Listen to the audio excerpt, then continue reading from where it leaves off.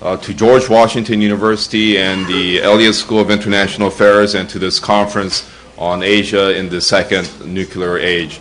My name is Mike Mochizuki. I'm Associate Dean for Academic Programs here at the Elliott School. We're doubly delighted to be able to team up with the National Bureau of Asian Research to host this timely conference.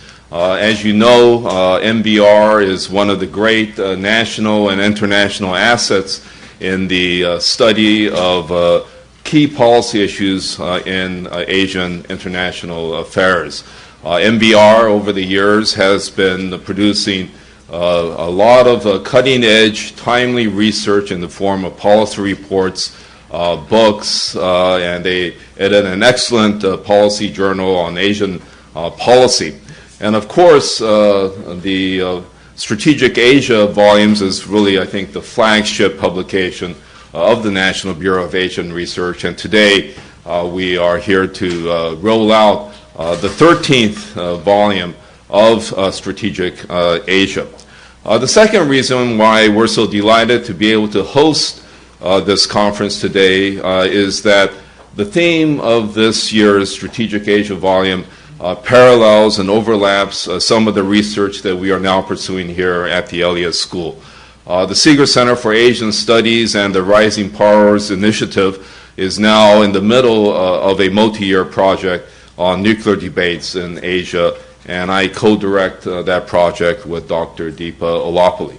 And also, the Institute for Security and Conflict Studies here at the Elliott School is about to embark on a multi-year project on U.S. strategic nuclear policy towards China. And that project is led by Professor Charles Glazer, who's director of the Institute for Security and Conflict Studies, and he will be chairing the first panel. And so many of us are just looking forward to learning a lot from this conference, and I should also say that we are delighted to have both the Seeger Center and the Institute for Security and Conflict Studies co-host this on behalf of the Elliott School with NBR. So welcome, and I look forward to an exciting conference. And now I'd like to turn the podium over to Dr. Richard Ellings, who is the president of NBR, and he will introduce our keynote speaker. Thank you, Richard.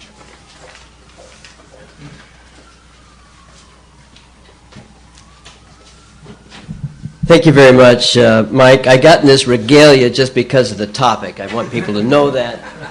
Asian Studies, as you can see, for those of you who are younger students, is hazardous duty.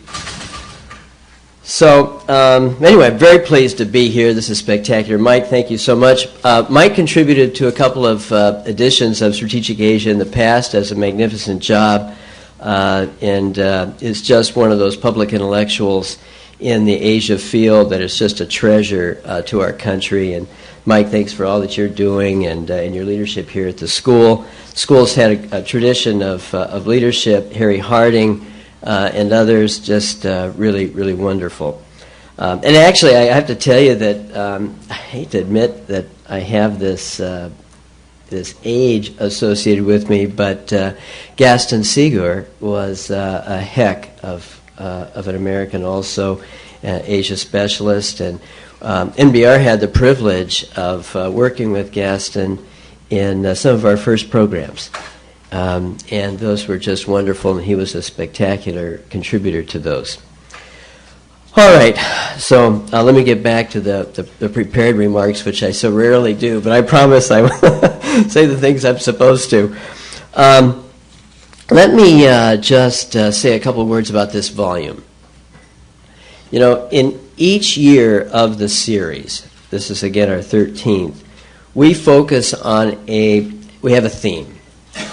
We want the volume to convey each year kind of a full sense of the strategic environment, but we have a really important theme, and this is a tight theme. It's a huge issue. It's one that has not been entirely overlooked, but overlooked so much in the public discussion, and overlooked in some of its theoretical development and in some of the development of focusing on the results of specific interactions of both existing and latent nuclear powers in the region.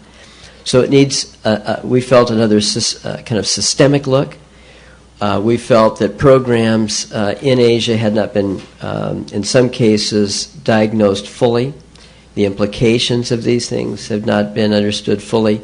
But particularly in the policy milieu, this has gotten lost, and it is one of the fundamental major developments in world affairs in our world today. This change in the basic structure of kind of the core, most powerful components of power, nuclear weapons, a change in the basic structure in the world, from the bipolar, so-called kind of the first generation, first period of nuclear history in which the U.S. and the Soviet Union dominated. Other powers, England, France, and then kind of in the middle of things, China, were very much kind of lower order and not really defining the basic structure of nuclear power. This second nuclear age is different because it is fundamentally multipolar. It is not dominated by two. It is skewed multipolarity. It's uneven. It's not like everybody has the same number of weapons and so on. But the dynamics resulting from the proliferation of nuclear weapons and their delivery and the delivery capabilities associated with them has fundamentally changed the dynamics and the way nations think, the incentives for proliferation, questions of deterrence, and so on. So these are fundamental issues that affect us today and especially going into the future that we felt were absolutely key to not only elucidate, but in sessions such as this, and in sessions with Senator Sessions, as we had yesterday, key players in the defense establishment, in the milieu here in Washington that determines our defense policies. It's imperative that this phenomenon be better understood. So, in any case, we think it's an important thing to do. We did it. I'm very pleased to find out, Mike, that here at the school you've got programs as well. That's terrific. Now, I want to thank a few people. One is Ashley Tellis over there. I like to say, Ashley, this is your 50th or 100th year doing this. Actually, it's only his 10th. And we've been doing Strategic Asia for 13 years, first under the research directorship of Aaron Friedberg, who coined the term Strategic Asia, and now so ably, incredibly, by Ashley. And so what a spectacular job. Huge thanks. I don't know what we're going to do, pop the cork on the 10th anniversary. We're going to have to do something special. I'm not sure what it is, but we'll figure it out. So anyway, his intellectual leadership is just extraordinary, and in this town in general, but for this series, obviously. We've got so many people who contribute to this volume. I was mentioning to Senator Sessions that, and to Mike, of course Mike experienced it on 2 occasions. This is a book, a fresh volume, a serious, intellectual, policy-relevant volume, produced every year from scratch, with mainly scholars and then I'd say scholar practitioners, being the other category, who contribute to it. These are not people who are used to kind of tight writing deadlines. Many of them, almost all of them, have tenure. And so we come in and say, yeah, by such and such a date, and we, first time they work for us, they sort of look at us and smile, and then they realize we are dead serious. We have a late September, early October release date, and it is immutable. So anyway, I want to say that the staff, our professional staff of editors and who organize the planning meetings, these volumes are integrated. So the contributors come together and they hash things out. Ashley's not satisfied with, separate chapters in a traditional scholarly effort. This is an integrated volume. So they've had a chance, and throughout the whole process, to talk to each other. So when this thing comes out, they've read each other's papers. Ashley's had a chance to critique, better integrate them. It's a huge process, and Ashley and the staff, Trav Tanner has been part of this for a number of years. You'll hear from Trav today. Greg Chafin's been doing this now a couple of years, and others. I could name our editorial staff, which is just fantastic. So, in any case, thank you all, and just to let you all appreciate what a job this is.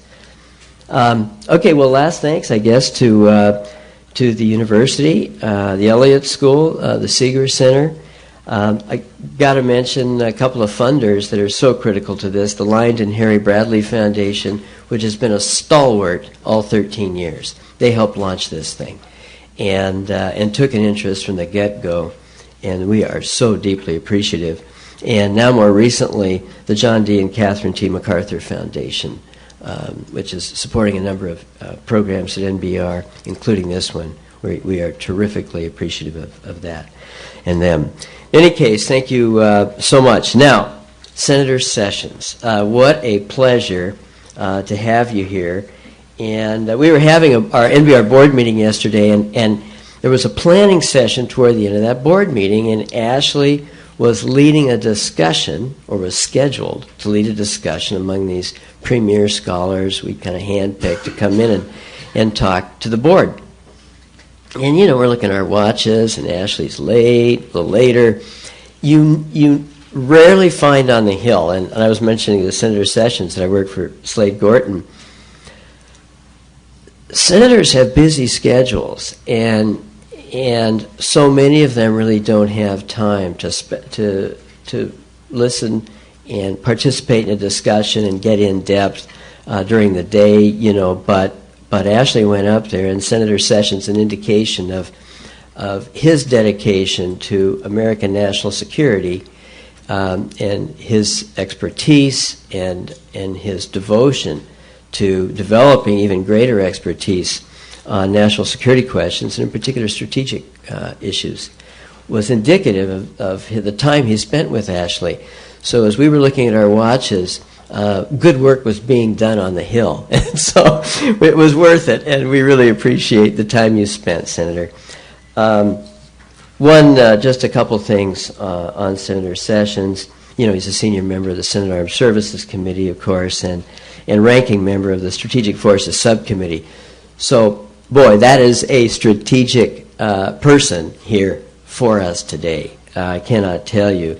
He is on a number of course, subcommittees and other committees, but for our purposes today, he is really one of the most positioned and most caring about his topic representatives of the American people we have in Congress, and the Senate is a much better place because of your service there, sir.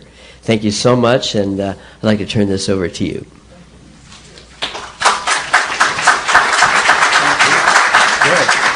Well, thank you all. It's a pleasure to be here and share with you some thoughts and some of the matters that are challenging America today.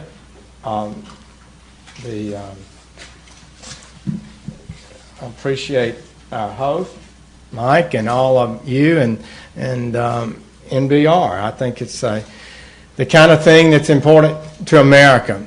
I guess this topic, the second nuclear age, particularly with regard to Asia, as I've thought about what I would share with you, represents a very significant point in American history in which we are called upon to decide whether or not we will maintain our status as a premier nuclear power, whether our allies understand what our commitments are, whether we will follow up on those commitments, or whether we may be seduced away on the siren call that peace and stability comes from something other than strength, and those kind of questions. So I really think the different rhetoric over United States nuclear posture is more dramatic than any other area of our defense structure. So I just want to say that to you. And so I think it's a very, very important issue. Asia and the United States just continue to have such powerful relationships. I grew up in rural Alabama, and a Chinese company is right now, one of the Golden Dragon Copper, a large company, is building a plant there, going to hire a lot of people. And of course, Hyundai, South Korean automobile manufacturer, a few years ago, spent $1 billion to develop a plant in Alabama to make the Sonata automobile, one of the most popular in the United States, right in the state, with 4,000 Alabamians working in the main plant and all kinds of suppliers out there. And Toyota has got an engine plant with several thousand workers. Honda has an automobile plant with over 4,000 workers. Mercedes has an automobile plant with over 4,000 workers. All of those doing well and expanding. So I guess the whole concept of our relationship with the world is growing tighter in that sense every day, and we need to consider the role that nuclear weapons plays, the umbrella, the partnership, and how we go forward. I'm not sure enough thought has been given to it. Matter of fact, I'm sure enough thought hasn't been given to it, and I look forward to making some remarks and then maybe entering into a dialogue with you. One of the things that happens as your hair gets a bit older, grayer, and you stay around this Senate longer is that you should develop a little more humility. So I'll just give you my thoughts, and they come from a conservative Republican. Others may have different views, and they may be right and I may be wrong. I'll just share with you, frankly, where I'm coming from, where I see the issues and the challenges that we'll be facing in Congress. But the government is shut down, but the sun came up this morning. I see most of you look fine. There was food on the table, so somehow we'll muddle through this difficult time, I'm sure. It's not a healthy thing. We did fund the Defense Department, make sure our soldiers get paid. That was done yesterday, I believe. So, as ranking member of the Strategic Forces Committee on Armed Services, and I've been on that committee, ranking member, chairman of it, for the 16 years I've been in the Senate, we've been wrestling with the issues that you're talking about today. I don't think the whole Senate is fully engaged in them, but we've been working on them, and things have pretty well gone like we expect.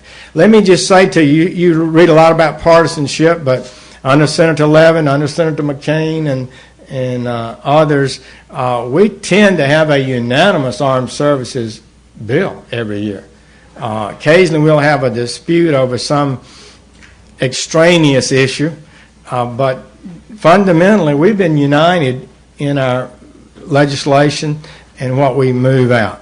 On Strategic Committee, there was discussions, and I thought we'd have a pretty big fight over missile defense, but we've sort of maintained unity over defense over a few disputes that we've had, and we've not had a dispute over nuclear weapons in the 16 years. I mean, a fundamental disagreement about how we handle our nuclear weapons. But that could be changing now. We could be moving to a point where we've got to make some decisions. Our nation is going to have to make some commitments about what we want to do for the future. So I would think that represents a major event. For more than 7 decades, our nuclear arsenal has helped maintain, in my view, relative peace and security around the world, particularly among major powers. I believe that's a positive fact. I don't believe it's caused wars, and somehow we've avoided the dread nuclear war. As Dr. Tellis said in the first chapter of Age in the Second Nuclear Age, quote, nuclear weapons have contributed toward preserving the longest peace witnessed in modern European history. I guess that's true, and I think that's fair to say. Not only have U.S. nuclear weapons provided deterrent value, they've assured our friends and allies around the world, and few would doubt these weapons have been central in preventing major wars. There has been, I believe, within the United States, a bipartisan consensus on this, and I think there's been an international consensus among the United States and our allies around the world for decades now. But President Obama has made some statements that suggest a fundamentally different approach, a different view. A few months ago in June, during a speech at the Brandenburg Gate in Berlin, the president said, quote, "So long as nuclear weapons exist, we're not truly safe," close quote. Well, those words have ramifications. Does it suggest that, what does it suggest? First, I would say I don't think that's correct. I wouldn't agree with that phrase. I don't know how much thought they gave to it, but I don't think so. Certainly it has been the United States nuclear arsenal supporting our credibility around the world that would always have the strength and it would reflect our political will to fulfill our security commitments. And it has been the bedrock, really, of mutual safety and our alliance. So the idea that we would strive toward this phrase of global zero, a world without nuclear weapons, is troubling to me. I think it raises concerns that we need to think through. It's become the public position of this administration, really.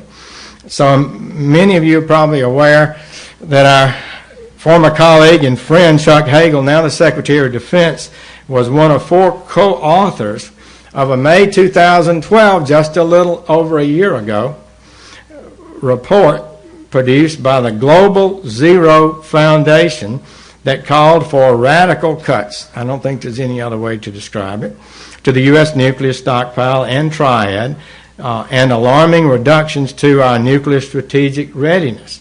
Let me share with you some of the proposals in the report that he and his other 3 authors proposed. Reduce our strategic nuclear weapons from 1,550 to a maximum of 900. Of these 900, half, 450, would be deployed, half would be placed in storage or reserve.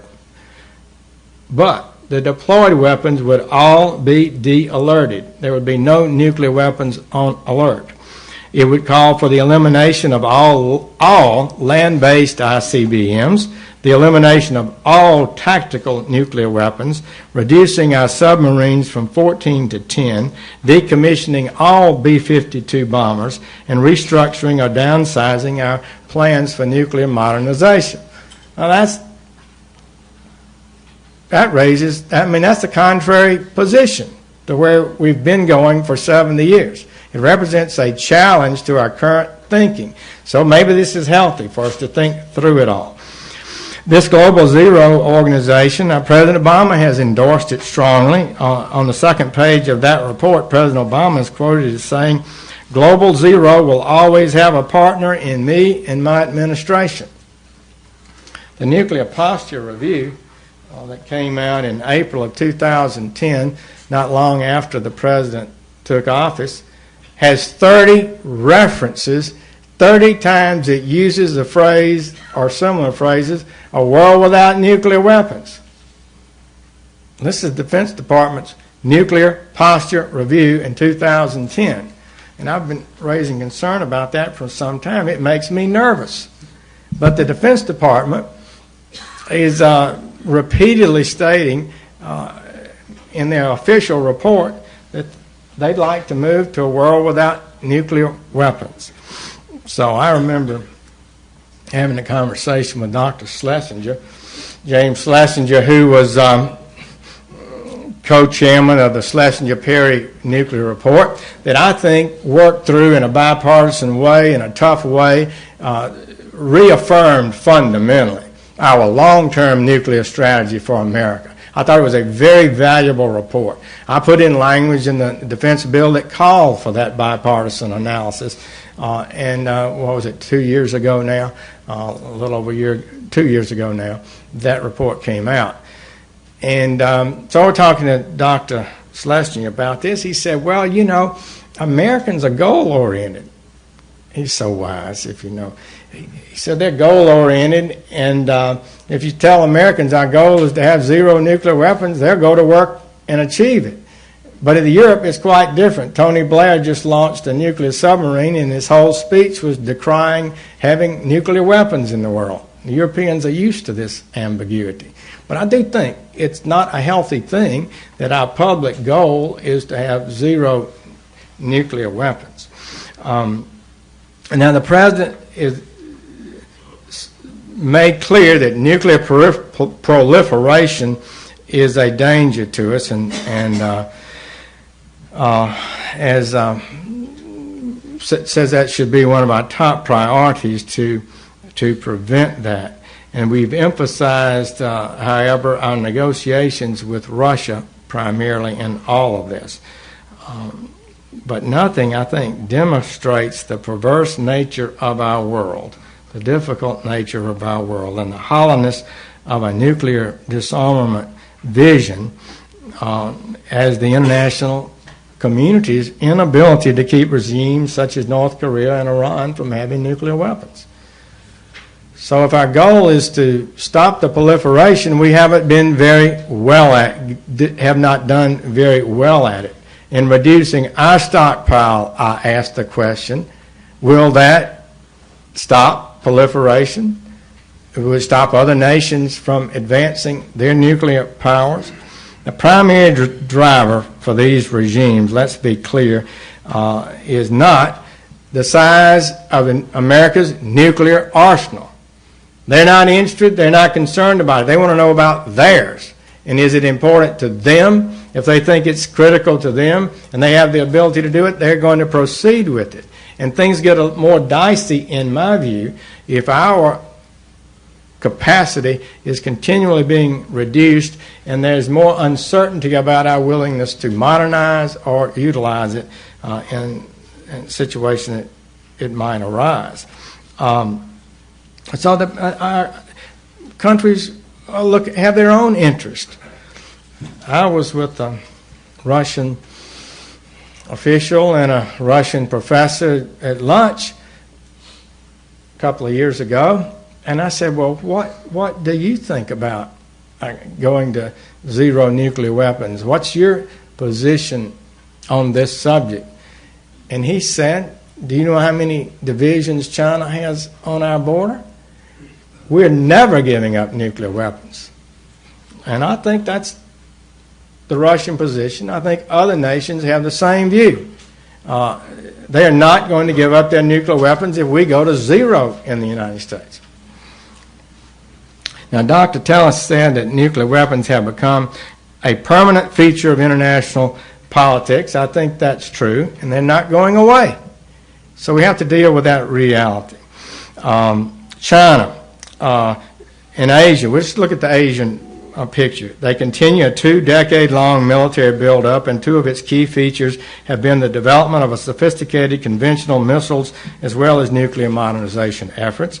According to Tom Monken, a former Deputy Assistant Secretary of Defense for Policy, now a scholar at the Naval War College and Johns Hopkins, last year China tested new intercontinental ballistic missile, the DF-41, which reportedly features multiple independently targeted reentry vehicles, or MIRVs. China is also testing its new JL-2 submarine-launched ballistic missile. And, of course, China while they build their nuclear arsenal and expands the role for potential use of nuclear weapons, they are unconstrained by New START, this treaty that constrains our ability to act. North Korea's nuclear program continues to advance, with their nuclear program underway for 20 years. North Koreans earlier this year conducted their third nuclear test in 7 years. North Korea has conducted several rocket launches, and they successfully launched the Unha-3 long-range rocket satellite into orbit. Launched a satellite into orbit. And this uses the same technology as the Taepodong-2. Russia, according to the U.S. National Intelligence Council Global Trends in 2030, their 2030 report said the nuclear ambitions in the U.S. and Russia over the last 20 years have evolved in different directions. Reducing the role of nuclear weapons in U.S. security strategy is a U.S. objective, while Russia is producing new concepts and capabilities for expanding the role of nuclear weapons in its security strategy. Pakistan, according to Harvard scholar Shashank Joshi, Pakistan possesses what is thought to be the fastest growing nuclear arsenal in the world, and if present trends continue, could equal or surpass Britain's stockpile within a decade. India, only 2 months ago in August, India activated the reactor of its first indigenously built ballistic missile submarine. They built a submarine. Most notably, this SBN submarine, once it is ready to conduct deterrence patrols, will mark the completion of India's nuclear triad. Well, yet we continue to speak about a world without nuclear weapons and devalue and diminish the role of U.S. weapons.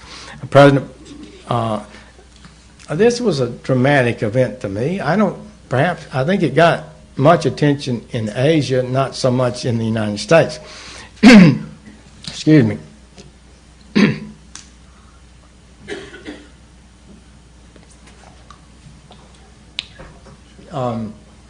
President Obama's remarks in Korea, 2012, quote, "As president, I changed our nuclear posture to reduce the number and role of nuclear weapons in our national security strategy. I made it clear the United States will not develop new nuclear warheads, and we will not pursue new military missions for nuclear weapons. We've narrowed the range of contingencies under which we would ever use or threaten to use nuclear weapons," close quote. Well, I'm sure it did cause unease among our allies. So it wasn't long after that, Deputy Secretary of Defense Ash Carter went to the region to smooth over or reassure, saying, quote, "We will continue to provide the extended deterrence offered by the U.S. nuclear umbrella," close quote. So we say one thing, then we have to come back and say another. So I'm a little worried about this confusion. According to the New York Times report from earlier this year, the former leader of South Korean governing party and son of the founder of Hyundai Industrial Group said, quote, in South Korea, the Americans don't feel the North Korean nuclear weapons as a direct threat.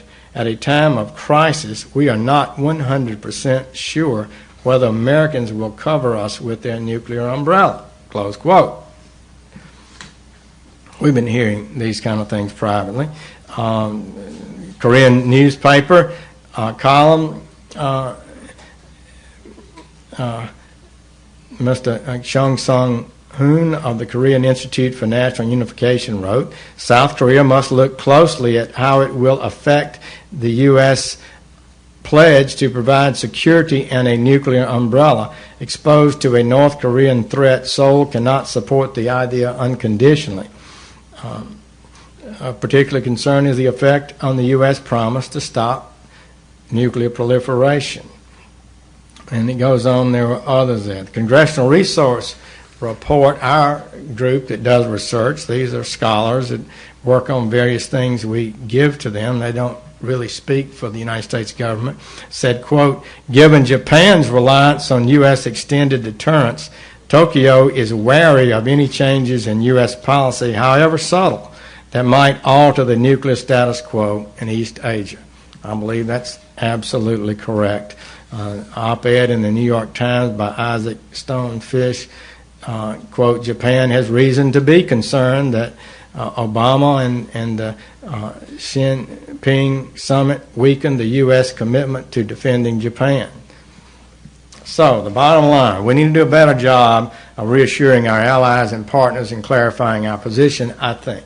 And so you're helping us with that, I believe. And briefly, we got time? All right, well, briefly, I'll sort of bring you up to date. At Strategic Subcommittee, we deal with the funding and the budgets in the Armed Services Committee on this, at least the authorization for funding. The ultimate funding comes from the Appropriations Committee and is a separate matter. And I think we've had a pretty good unanimous view about this, but tension is arising over whether or not we're on track to fulfill all the necessities, I believe, that a robust arsenal requires. So earlier in June, the Senate Armed Services Committee fully funded. Pete, our vote on the Armed Services bill again this year was it unanimous in committee, or do we have we had a budget dispute that might have knocked out the unanimous vote in committee? But other than that, on the policy, I think our committee was unanimous. But okay. So the Armed Services Committee fully funded the President's request for the NNSA, our nuclear weapons production activities. Unfortunately, the President's request fell short of the New START commitment that he made. When New START was passed, Senator John Kyle was so active in all that. I think he had a really sound view of the United States' strategic role in the world, and he got a letter from the President committing to do certain things. And so to secure Senate support for New START, the President committed to increase funding for nuclear weapon activities by $4.1 billion over the years of 12 through 16.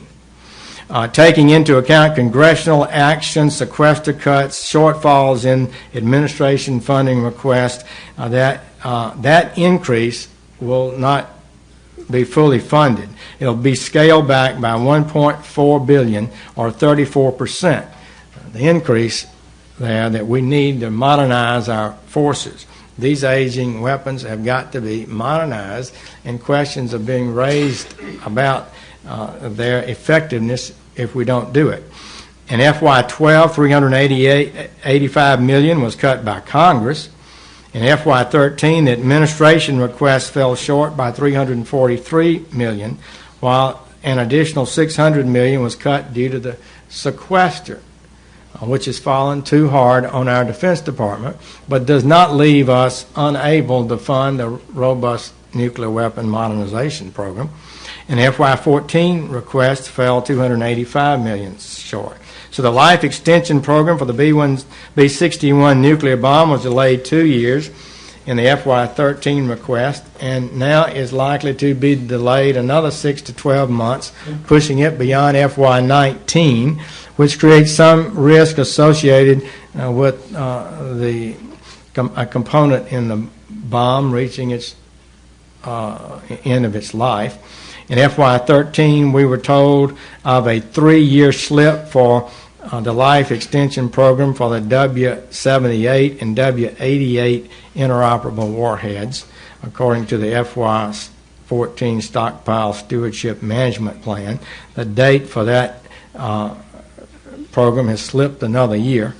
On the Triad, the nuclear Triad, the Ohio-class nuclear submarine has been replacement has been delayed by 2 years, leaving us with no slack in the date. They say we need that new submarine.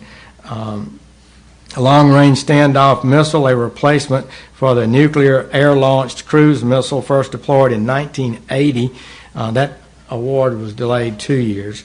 After 3 years of study, the next generation bomb appears ready to move forward with development, and the administration supports that. It requires the bomb to be nuclear certified within 2 years after deployment. And so there are other things going on. So the bottom line is that we're sliding in ways that I think create risks that we should not be taking. And The gap continues to grow between what was deemed necessary to modernize our nuclear forces at the time of the New START Treaty and what has occurred since the Senate provided its advice and consent to that treaty in 2010. So, while it may be fashionable in some circles to suggest that advocating a strong nuclear deterrent is antiquated or a remnant of Cold War thinking, nothing could be further from the truth in my view. Unfortunately, the world is not a safe place. At a time when chaos and mistrust rule the day in many places around the world, weakness or uncertainty is not an option. We cannot be in the business of yielding U.S. primacy. It's not necessary. It should not be a policy of our government, and it's not going to be beneficial, I think, to stability. So in these uncertain times, we need to speak clearly and consistently.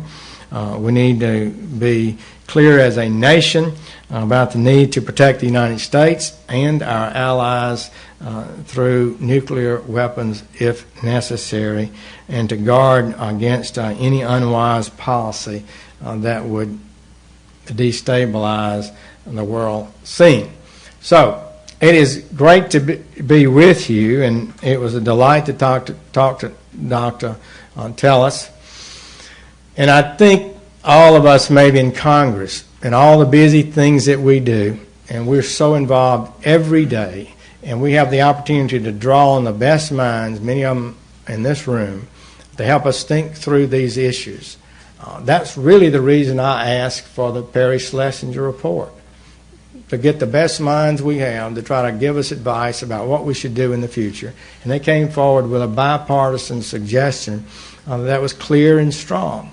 But in recent months, it seems to me that some of that clarity is slipping away, which I think is unfortunate. But Congress will hold, I believe. I think there'll be a bipartisan support for maintaining a strong nuclear policy, but we got to be careful that we as we go forward, that the impression given throughout the world is not the wrong one. Thank you for letting me be with you, and I'd be delighted to try to share some thoughts and answer any questions you might have.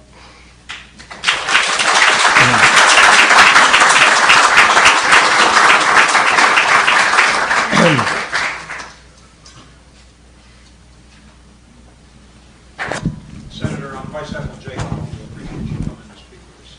Thank you. The Ohio Replacement Program presents a big...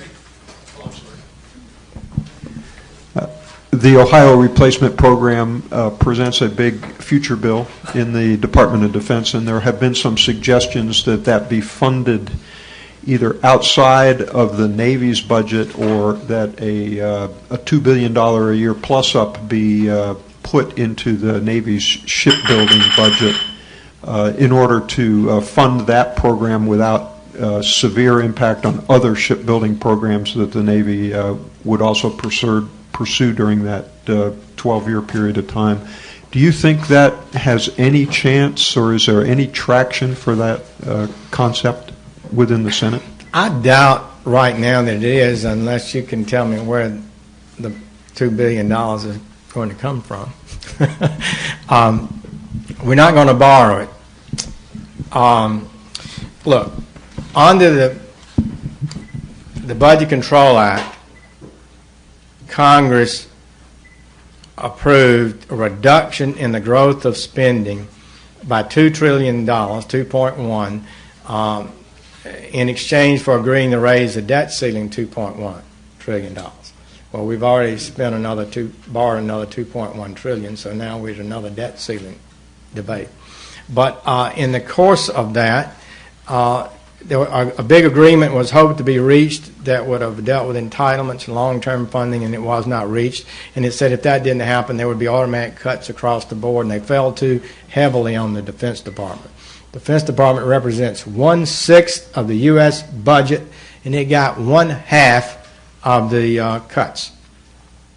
And I'm ranking Republican on the Budget Committee, and I'm know these numbers. So I'm really worried that we're doing too much, but we can't get any agreement from the administration to find any other reductions in spending, because whole areas of the government got zero cuts.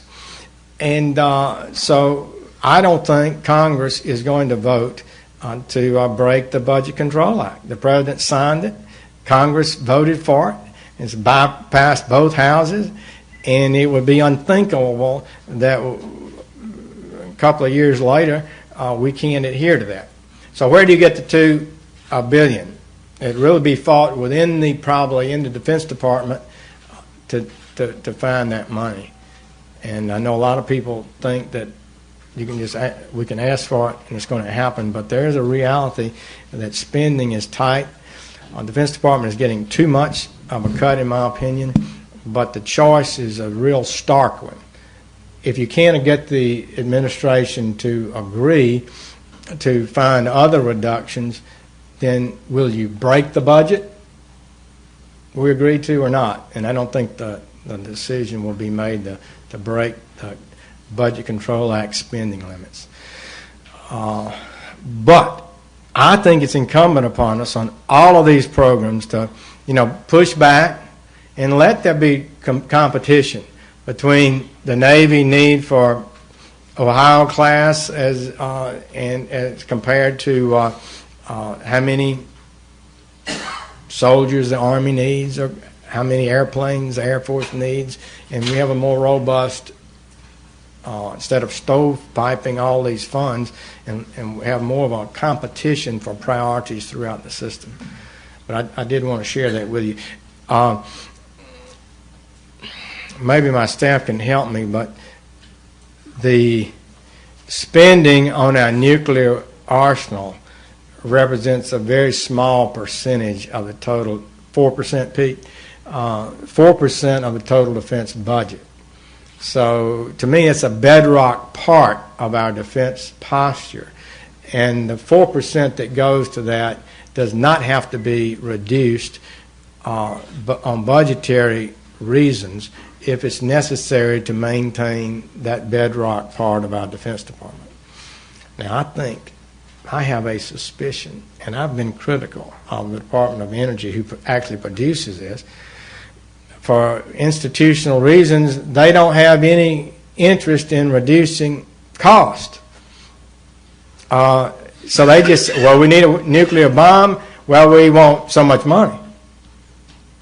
Nobody else can build it. They say, well, we've got to be safe, and they need more and more and more. So the cost just goes up. They wanted to build 2 buildings, new buildings, that were going to cost $11 or $12 billion to build the building.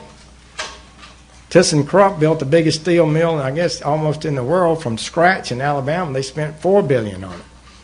I mean, I don't think we need to spend $12 billion to build 2 buildings, so that's cut back. And we were able to put a cap on how much spending went into building buildings for the Department of Energy and their labs. So, but the danger there is if you could delay, compromise our ability if we cut it too much to maintain a core part of our defense system. Yes. Hi. Sorry, I already have a mic. My name's Ann Daly, and I'm a student at the Johns Hopkins School of Advanced International Studies. Senator Sessions, thank you so much for coming here. And also, I just wanted to note that I very much appreciate your sincerity and the disclaimer that you're a conservative senator and yours are not the only views. That's refreshing to hear in this environment. My question has to do with sort of some of the things you mentioned in your last response, that we're facing tough decisions, stark decisions, and spending is tight. Given the fact that the conflicts that the United States has been involved with in the past 20 years have been sub-state or intra-state or non-state actors, and the fact that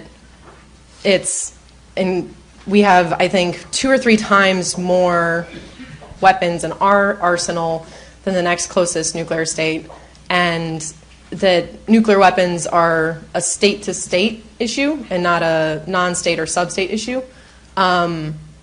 If there is a way that we could reduce the size of our arsenal while still fulfilling the missions of homeland defense and extended deterrence that we owe to our allies, isn't that something that we should support given budget constraints and the need to be able to fund things like pensions for the soldiers who've been fighting in Iraq and Afghanistan for the last 10 years? Well, it's a good question and a fair question. We do need to look at cost, and we've brought down our nuclear weapons dramatically. I think we had as many as 40,000 nuclear weapons after World War II. We went to 2,400. Now we're going on the New Start to 1,500. And that's getting at the margin. And now the president's talking about another 1/3. He's publicly stated he'd like to do another. He believes we can reduce nuclear weapons by another 1/3 to 1,000. So this puts us in a position, in my opinion, that our nuclear competitors could easily see, well, I can be a peer competitor of the United States. And we're seeing other nations expanding their nuclear programs, growing their nuclear weapons. We're the only nuclear power in the world that has no capacity now to manufacture new nuclear weapons. And so I think we're getting at a point where we're creating instability in the world. And it's, as I indicated, the cost of it is not as large as most people think. So perversely or oddly, the more our leaders, the Secretary of Defense and the President of the United States, talk about a world without nuclear weapons, I think creates among our allies concern over whether or not they need to have nuclear weapons. So in effect, it could proliferate nuclear weapons in the process of that. And I don't think the world would be a more stable place if multiple nations were basically peer competitors to the United States. But we do have a sophisticated system. We have great targeting capability. We don't need as many as a lot of nations might need to have the same power. But there's some political, psychological effects of too rapid a drawdown that we need to consider, in my opinion. Yeah. My name's Thomas Christian. I'm a current postgraduate school fellow at the Department of Energy in NSA, where I focus on counterproliferation. I'm curious. You've been watching our money carefully, I know. That's right. It's somebody else in the energy that spends too much. I'm curious what advice you might be able to give young professionals who are in this field, given your statements that from the executive branch, policy has been seemingly slipping over the past few years. So what advice could you give young professionals who are in this field or going into this field? You mean as nuclear engineers or just as... in general, in nuclear security. Security issues. I think it's going to be a very exciting, I guess, period. Because the stability of the last 50 years is eroding a bit. We're reevaluating what our future will be.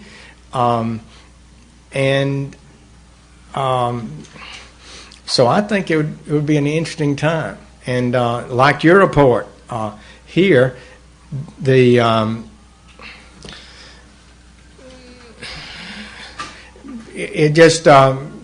more change is in the air, the more exciting and the more potential it is. So I think it would be a good field for people. The nuclear weapons are not going away. China's not giving up its weapons. India's not giving up its weapons. Pakistan is not. And Russia surely is not. And we are not either. But there's going to be a lot of discussion and tension, I think, in the years to come about exactly how many, how they should be configured, and what impacts that has around the globe.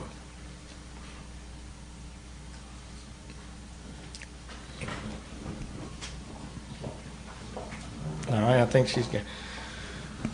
We'll have just one last question. All right. Thank you, Senator. My name is Jean Nguyen. I'm with Voice of Vietnamese Americans, and I'm from Southeast Asia. So I think there's a question about geopolitical situation regarding the nuclear power. And I come back to all the questions raised and your points of cutting funding more or less and the nuclear weapons in our budget for defense. So I would like to ask you, since you're in the budget committee, about the QDR. And I think there's a difference that the First Lady raised of the sophistication, the quality of our weapons compared to the quantity. And I also heard that in the QDR, there is severe cut in our numbers of troops, and the human resource is being suffering because of the healthcare cost. So that came back to the question of today, of the shutdown. So you know that this morning, the President has announced that he has to cut short the trip to Asia. And I don't think the trip to Asia would cost $2 billion, but that give out the significant psychological effect on our allies. So I respect your position as a ranking member in our committee and the Senate. What would you think? What can you do to, with the least amount of money, project the best posture in the defense impact of the U.S. in Asia right at this moment? And as a Vietnamese, I'm very much concerned. Thank you. Yeah. Well, thank you. And I guess I think it's a fair question. I suspect it wasn't so much the money as he's got a problem at home he needs to take care of. We've got a difficult thing. The government is being shut down in large part, and not so much our military people, but the other parts of the government are. And so it's a big deal. We don't have an agreement.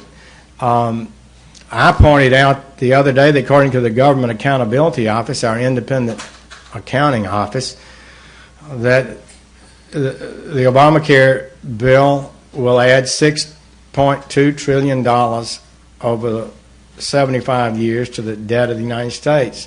That's almost as much as the 7.7 of Social Security. And some think if we get the real numbers, it's going to look worse than that. I think that would be the low side of the number. So at a time of financial problem, a new law that's about to take place is unsustainable financially, if in big amount. So we need to be saving Social Security and Medicare, and the question is, can we afford a new unfunded liability, and what will happen? The debt is so large that by 2018, I believe that's the date, thereabouts, interest on our debt will exceed the defense budget. It will almost exceed Social Security, which I guess is the largest single payment item that we make. So we're in a discussion, and there's tension over how to deal with the future. The President would like to raise taxes and spend more, spend that, and the Congress doesn't want to raise taxes anymore. And so we're in a disagreement. And so somehow it's got to be worked out. He probably needs to be here and see if he can help maneuver this out, and it'll work out sooner or later, hopefully sooner. But it is a difficult financial challenge for us, and there's some good people on both sides of it, but that would be my concern. And look, let me go back. I raised concerns as a person who's been on the Strategic Committee for 16 years. I don't like some of the words I'm hearing. So you challenge Senator, my friend Chuck Hagel, or the President's staff, and they'll say, well, zero, it may not be in our lifetime, but that's our goal. And then we're having to fight hard over budgets, and particularly these areas of strategic power in our budgets. And so I guess I'm saying we haven't gone off the cliff. We haven't made a firm decision not to maintain our traditional role, not to operate in the vision of the Perry Schlesinger report of just a couple of years ago that was bipartisan. Some of our best minds we have in the world, in the United States, and that wrestled with what our role should be in the future. I think we may well be able to hold to that. But I'm a bit uneasy. I think our allies are being placed in an uneasy position. I think they're going to have to, they probably are wondering whether they now need to have their own nuclear weapons if they can't depend on the United States. And the sooner we get clarity in our message, the better off we'll be. And uncertainty can cause wars more than clarity normally. And so that's kind of where I see it. I do think our Armed Services Committee in the Senate, and I'm sure in the House, will hold the line and maintain at least a minimum capabilities with regard to nuclear power, and I hope we'll be able to restore some clarity so that our allies know exactly where we are, and then they can make their decisions for what's best for them. So thank you. Great to be with you. It's a good group.